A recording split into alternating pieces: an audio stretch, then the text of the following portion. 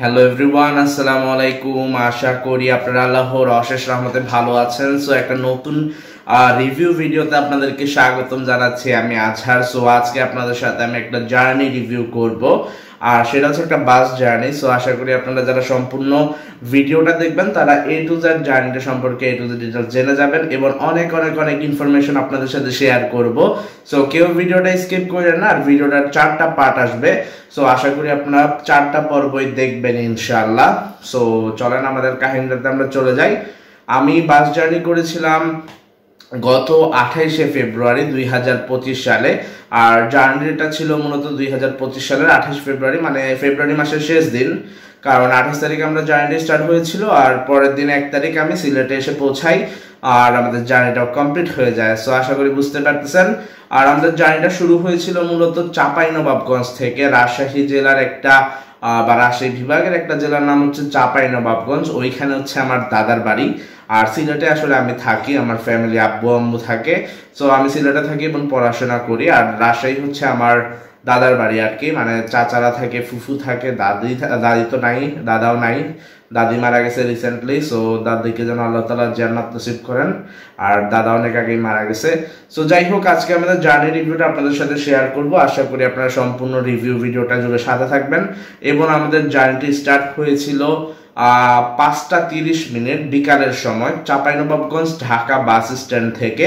So ওইখান থেকে আমরা মূলত আমাদের জার্নি স্টার্ট করি। আর আমাদের ট্যুরমেট হিসেবে ছিল হানিফ এন্টারপ্রাইজের একটা নন এসি বাস।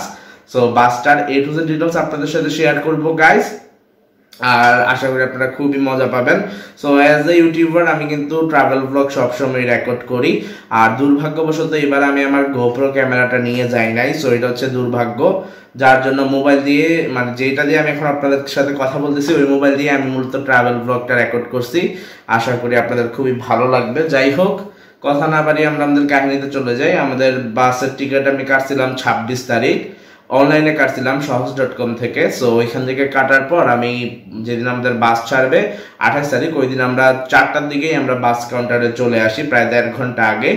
এসে আমি মূলত আমার টিকিটটা প্রিন্ট করি কাউন্টার থেকে, আর প্রিন্ট করার পরে আমি বাস দেখতে যাই। আর আমাদের বাস যেটা ছিল ওইটা হচ্ছে 156663 রেজিস্ট্রেশনের বাস, ফুললি রিবডি করা এবং রিপেন্ট করা। সো জাস্ট অস্থির একটা পেন্ট, কালোর মধ্যে হলুদ এবং সাদা পেন্ট। সো খুবই ভালো লাগছে আমার কাছে। যাই হোক, আপনাদের সাথে পুরো ডিটেলসটাই শেয়ার করব, আর আপনারাও আশা করি সম্পূর্ণ রিভিউটা জুড়ে সাথে থাকবেন ইনশাআল্লাহ। সো আমাদের বাসের ড্রাইভার ছিল বদর কাকা, আর সুপারভাইজার প্রথমে চাঁপাইনবাবগঞ্জ থেকে ঢাকা ছিল একজন, ওনার নামটা আমি জানি না, উনি ওই রুটে নতুন ছিল। আর হেল্পার ছিল সুমন ভাই। সো ঢাকা থেকে আবার যখন আমাদের সুপারভাইজার চেঞ্জ হয় তখন হাবিব ভাই আসছিল। হাবিব ভাই আমার ফেসবুক ফ্রেন্ড, ওনার সাথে আমি অনেকবার, প্রায় 4বার ট্যুর দিয়ে দিছি সিলেট চাঁপাই রুটে। সো আশা করি বুঝতেই পারতেছো সবাই। যারা যারা সাবস্ক্রাইব করে নাই প্লিজ কাইন্ডলি চ্যানেলটা সাবস্ক্রাইব করে দাও। আশা করি তোমরা সাবস্ক্রাইব করে সাপোর্ট করবা ইনশাআল্লাহ। আর যা বলছিলাম, আমাদের জার্নিটা শুরু হয়েছিল 5টা 30 চাঁপাইনবাবগঞ্জ থেকে, আর তখন আমি ব্লগ রেকর্ড করি। আর প্রায় সন্ধ্যা 7টা বাজার কিছু আগে, মানে 6টা 52 বা 55 সময় আমরা রাজশাহী কাউন্টারে চলে আসি। আর রাজশাহী কাউন্টারে একটা মজার কাহিনী হচ্ছে, রাজশাহী কাউন্টারে আমার ফ্রেন্ড ছিল, আমার ছোটবেলার ফ্রেন্ড এহসান। ওর সাথে আমি প্রায় বন্ধুত্ব হচ্ছে ক্লাস 1 থেকে, এখন আমি তো অনার্স 3rd ইয়ারে পড়ি, মানে 2007 থেকে বন্ধুত্ব, প্রায় 18 বছর হয়ে গেছে। তো ও ছিল, কারণ ওর আপুর রিসেন্টলি বিয়ে হয়েছে আমাদের জেলায়, মানে চাঁপাইনবাবগঞ্জে, এবং আপু আর আঙ্কেল আন্টিরাও সিলেটে থাকে। সো এই জন্য ও গেছিল আর কি আপুর সাথে। যাই হোক, এভাবে করতে করতে আমাদের বাসটা রাজশাহীতে পৌঁছায় যায়। পৌঁছানোর পরে আমি এহসানের সাথে দেখা করি, দুলা ভাইয়ের সাথে দেখা করি এবং আপুর সাথে দেখা করি। সো দেখা করার পর আমাদের বাসটা ওইখানে প্রায় 45 মিনিট থাকে। সো কখনোই এরকম 45 মিনিট থাকে না, বাট ওই দিন থাকছিল কিছু কারণে। তা হচ্ছে কিছু টাকা নিয়ে সমস্যা হয়েছিল, মানে হিসাব দিতে হয় তো বাসের, ওই হিসাবটা নিয়ে একটু ঝামেলা হয়েছিল, যার জন্য ওই দিন প্রচুর লেট করছিল আমাদের বাসটা। সো আশা করি বুঝতেই পারতেছেন। যারা যারা সাবস্ক্রাইব করে নেয় প্লিজ সাবস্ক্রাইব করে দিন, আর যারা সাবস্ক্রাইব করে ফেলছেন তার প্রতি অসীম ভালোবাসা।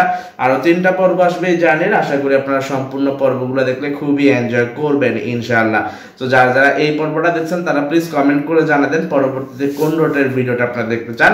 আর 4টা পর্বই দেখেন, খুবই আশা করি আপনারা এনজয় করবেন ইনশাআল্লাহ। যারা যারা কমেন্ট করো নাই, এখনই কমেন্ট করে জানাই দাও প্রথম পর্বটা কেমন লাগলো। আর পরবর্তী পর্বগুলোতে কিন্তু আরো অ্যাডভেঞ্চার টাইপ ভিডিও থাকবে বা অ্যাডভেঞ্চার টাইপ কাহিনী থাকবে। সো চলো আমরা শেষ করে ফেলি আজকের ভিডিওটা। আল্লাহ হাফেজ, আসসালামু আলাইকুম।